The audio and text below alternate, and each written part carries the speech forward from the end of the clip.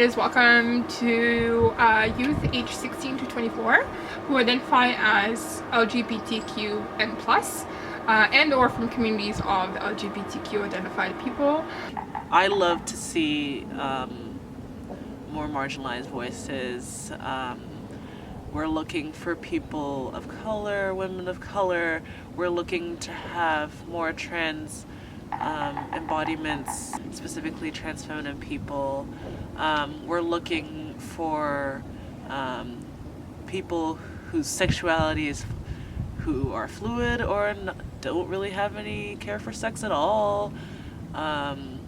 People who are indigenous, who are two-spirit, who are queer. Basically, we want everyone to apply and show up and say hi. Like if you are an open, fun-loving, caring, person who wants to share your experiences and be vulnerable and make friendships that last a lifetime and laugh and joke and dance and have the best 3 days of your life, then Project Acorn is probably the camp for you.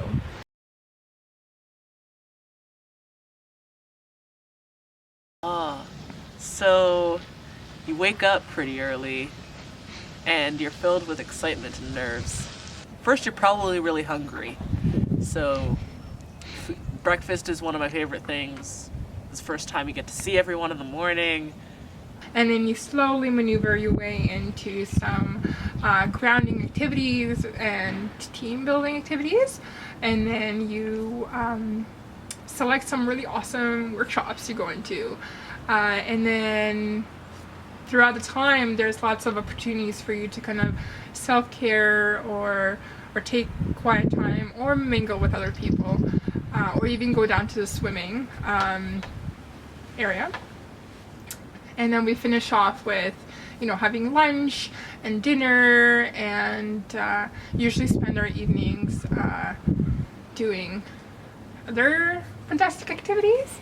And throughout the time too, we do a lot of pod check-ins. So it's just kind of getting a chance to check in with your pod and your mates to see how you're doing, whether it's emotionally, physically, mentally, and etc. And as well as checking in to see where everyone is at, so that we can respect them with where they're at. So you're never alone in Project Acorn. That's the number one thing. And my favorite last part, usually of every day, is the bonfires. And I say bonfires with a D, because we bond around the fire. Be prepared for a lot of emotions. Bring lots of Kleenex. Oh my gosh, all the crying.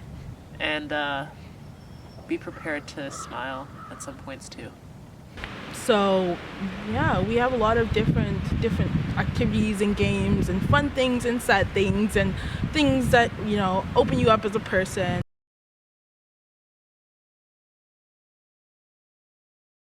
Well, there's a whole bunch of workshops and activities. There's hands-on ones, there's physical activities you can go, kayaking and stuff like that, but we also have educational ones where we discuss anti-oppression and what it means to be queer and stuff like that.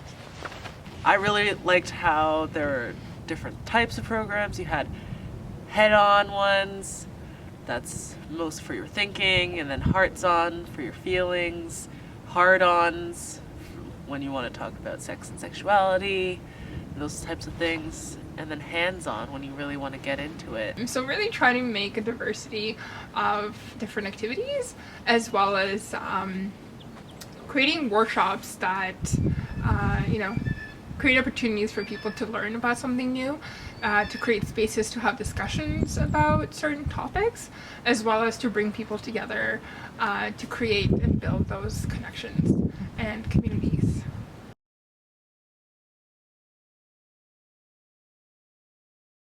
Safer space, what does it look like? So for instance, having gender-neutral bathrooms, or respecting pronouns, or creating more accessibility or check-ins with other folks.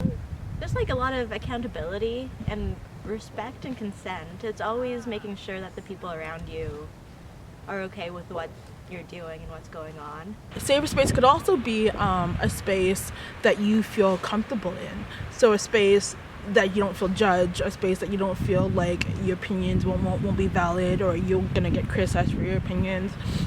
A space where you can go in there and either know that you can have an open mind and say whatever, or feel like you're being supported by the other people around you.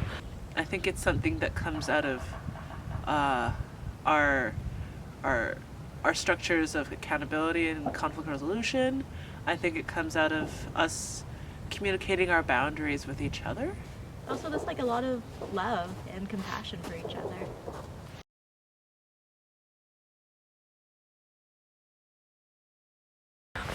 My favorite thing about the camp would be the overwhelming experiences that you get here. Like at the end of the camp, I didn't want to go home. Like it's just that awesome of a place where you feel like everyone gets it and everyone is understanding of you, and even if they don't get it, they are still really supportive and they try to accommodate you as best to your needs, and like it feels like home here. Like you really don't want to leave at the end of the camp. My favorite thing about camp is the magic, the warmth, building communities,